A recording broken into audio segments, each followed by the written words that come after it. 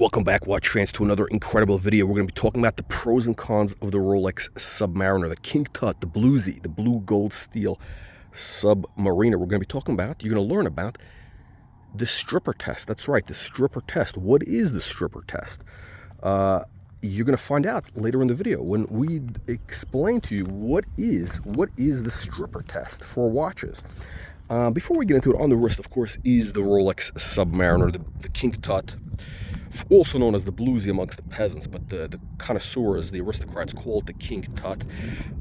You'll recognize it with the no-holes case, gold through the clasp, but most importantly, the engraving inside the bezel, right? So this is the previous generation, before the ceramic came in, which I think is a piece of shit that you should avoid at all costs. But we're going to be talking about the pros and cons of this watch. Should you get one? Should you pass on it?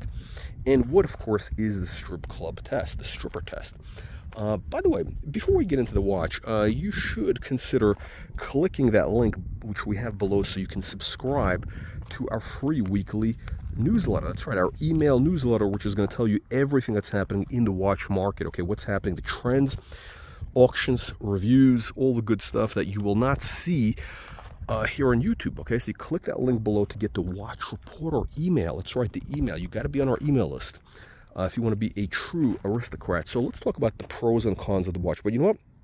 First, I'll tell you about the cons. I'll tell you about the cons of the watch. You know, every rose has its thorn. I think, who said that? Was it Guns N' Roses? I don't know. Maybe one of those bands, one of those 80s bands. Every rose has its thorn. And look, there is no more iconic watch than the King Tut, the blue gold steel Submariner. Now, there's really three icons in the Rolex range. There is the day date, also known as the President, okay, 36 millimeter. That is the iconic design. Although, look, it's fair to say it's been kind of passed over by the 40 millimeter. You have the Datejust, right? The famous Datejust in two-tone. That was the classic.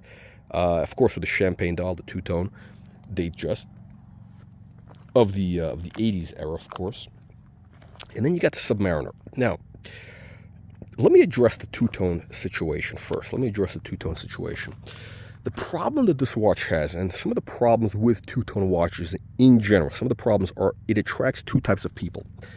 It attracts either very high-end aristocrats, such as yours truly, who understand the power of having this contrast of gold, which is a spiritual metal, and steel, and especially these color combination of white, blue, gold, steel, right? Unbelievable but true. So we're doing a high-low thing, right? We got the puddle here, a little puddle of mud, and then you get this to give you a little contrast. By the way, I am actually in the native environment for the Submariner. Why am I not doing it at the beach? Because all of this was actually covered by water. That's right. You know, some years back, I don't know if it was 50,000 years, a million years, look, I was not around. I can't verify, but all of this was, in fact, covered underwater. So these were like canyons, underwater canyons. Back in the day. Unbelievable but true. So yeah, this watch, if I was wearing it back then, I would have known the time, the date, and you know, it's also waterproof to, what is it, a couple hundred meters. Who knows, right? It doesn't matter. So here's the thing, right? So the problem with the two-tone is either attracts the sophisticate, right, who understands kind of that contrast of steel and gold, and also, you know, doesn't want to wear a heavy full gold watch, which gets very, very heavy, and it also becomes too flashy. Okay, anybody who's got one of these in full gold, very few people can pull that look off. Very, very few people can pull off that look. And chances are, if you think you can pull off the full gold Submariner look, you're wrong. Okay, it's you basically you need to be kind of an older guy with white hair on his chest on the beach somewhere in Miami, or, you know, that type of guy, right? And you need a full tan, a dark tan year round. All right. You can't wear one of these full gold watches if you're like, you know, I don't know, a Chinese guy in Hong Kong, which I saw one on Instagram. It just doesn't look right. Okay, it just looks wrong. It's a certain type of guy that can wear this watch, and the rest of you people should avoid the full gold. I can't wear the full gold Submariner, okay? So don't feel bad for yourself. Even an aristocrat like myself cannot pull off the full gold look. It's just too flashy, too much, right? But the two-tone, the steel gold, it's perfect. Now, here's the problem. The problem is a lot of these degenerates out there, who can't afford the full gold, but who would buy it if they had the money. Okay, it's a lot of these like car salesmen, or these I think they call them chavs or shavs in the UK. You know, these people who live in Brighton or Essex. You know, who have that like orange tan from the tanning parlors, like in the middle of winter. In London, you see them. They got that orange glow, which actually I think on girls actually looks good. I like that look. But anyway, so those chavs, they would buy the watch in full gold, but they don't have the money, and that attracts really the bottom of the barrel, really the scum of the earth, various used car salesmen. You know, I don't know, just degenerates. You guys know what I'm talking about, right? So the problem is when you have one of these watches, a lot of people will think, oh, you're that guy. You're the Submariner guy. You're the Bluesy guy, right? The King Tut. But again, the watch has been a victim of its own success. That is the problem. So those are the cons. That's the only con. Oh, one more con for this previous generation. This is made out of tomato can metal, right? This is like used recycled tomato cans are made for, that's what they make this buckle out of. It's a kind of chimsy material. You know, the new modern Rolex is so much superior. It's incredible. But the problem with the new Submariner is you got that ugly case. It's too big. It's 41 millimeter, just disproportionate. It's just awkward. Everything is wrong. Everything that could be wrong is wrong with that watch. This, in my opinion, is the absolute perfect watch. Now, let's talk about the pros of the watch. Okay, and the pros are many. First of all, look, this is the iconic design. Again, there's only 3 iconic designs for Rolex. That was the date, you know, the president in yellow gold. You had the date just, the two-tone. Really, the two-tone is the classic Rolex look. What else? And then you have the Submariner. That's right. This is the Submariner. So if you see any ads for Rolex, it's always this watch. Now, here are the pros, right? And I'll talk about the strip club test. I'll get right to the point. Because, look, there are superior watches. The Glashütte CQ two-tone, on that strap. I think it's a beautiful watch. I tried it on. For me, it was amazing. I would love to own one. But the problem is this. The Glashütte CQ is $12,000 retail, $9,000 on the gray market. Then, and again, it's a far superior watch. Then you got the Omega Seamaster, or the Seaman Master, which is, I don't even know what it sells for. I couldn't care less. I never, it's a little bit, I find it a little bit, sort of the Omega, look, let's face it, Omega is for people who can't afford Rolex, okay? That's what Omega is. That is what Omega is. There's really 2 types of Omega buyers. There's the guy who can't afford Rolex, and then there's kind of the guy who, he's kind of, I don't know. He doesn't want to wear. He could afford Rolex, but he finds it a little bit too flashy. They kind of have that false modesty thing going, and maybe they have, I don't know. It's like an engineering type. Okay, those guys are into the Omega. For the rest of the world, normal people, it's the Rolex. Now, let's talk about the strip club test. Okay, if you have to, imagine if you walk into a strip club, you have all these gutter snipes in there trying to get your money, right? If you have one of these watches, they're all going to flock to you, right? Now, if you have an Omega Seaman Master, no, because they're going to think, oh, you're like a brokey. If you have a Glashütte CQ, they're going to think it's a Timex. Those are watches you got to explain, right? If you have a Breguet, whatever, you have Breguet Marine, or you have a Blanc Pawn, you have whatever it is, right? There's many, many superior watches. Maybe even, actually, I shouldn't say the Aquanaut. I'm talking about watches with a rotating bezel, right? The rotating bezel situation. Look, there's other things out there that are more expensive, more exclusive even, right? The problem is you got to explain what they are, right?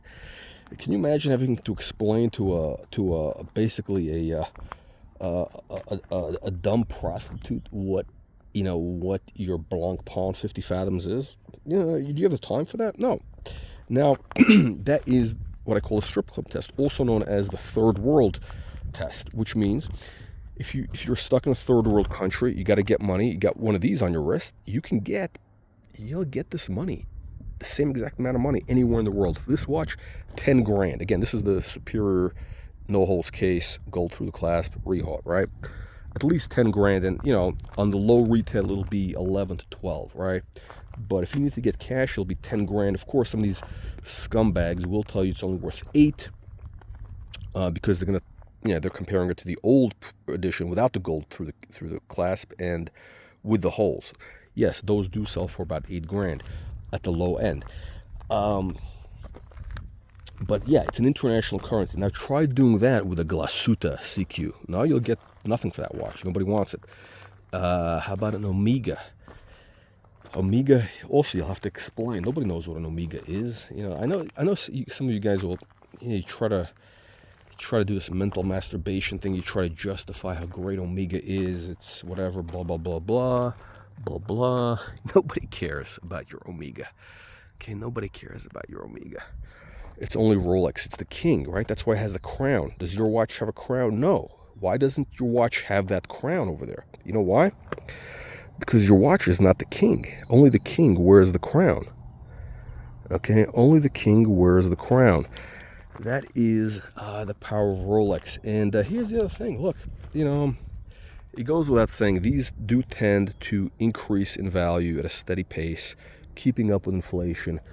It's basically an alternative to keeping your money in the bank to some extent. Now, look, you're not going to get rich with the Bluesy, the King Tut. You're not. Okay, you'll be lucky if it basically keeps up with 5% a year. So it'll just compound at 5% a year. So it's basically it's better than your money in the bank, because your money in the bank doesn't do anything. It's you might be getting some interest right now, but what if the bank decides to, they don't like you? You get debanked. That happens. It happens a lot. Chase Bank tends to debank a lot of people, right? Why? Because they're part of the matrix. Okay. What if the matrix decides to just, confiscate all your money? You don't think that can happen? Happens quite a bit. Happened in Cyprus, right? Told the Russians a couple of years back. We're not talking about poor people. We're talking about, billionaires, right? Happens all the time, right? You got to have cash, portable cash, an international asset, and that's what this is. This is an international asset on your wrist. That's what this is, my friends. It's an international asset on the wrist. Portable wealth on your wrist. Unbelievable, but true. Now, the other thing is you can actually use it, believe it or not. This actually tells you what time it is. It's shocking. I know it's shocking, but this thing over here on the wrist, you can use this to find out what time it is, right? You find out what time it is, what day of the week, well, actually not what day of the month it is, right? That's what this tells you. Can your 10 grand in the bank do that? No, the 10 grand in the bank that you have is just sitting there, and it's they're making more and more money every day. So your money is becoming worth less and less. And by the way, the 10 grand that's sitting in your bank can, does it attract gutter snipes and strip clubs? No, but this does. That's what this does, my friends. This watch is the type of watch that attracts all the wrong types of women, or females, as they say. All the wrong types of women is what this watch attracts. Unbelievable, but true. So I'm just giving you the pros and cons. I don't know. What do you think? What do you tomato cans think?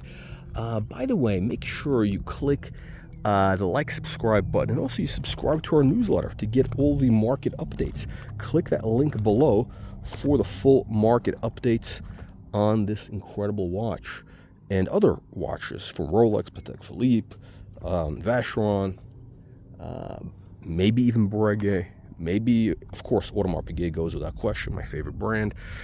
That's all I have to say, my friends. Let me know what you think. Leave your comments below. See you in the next one.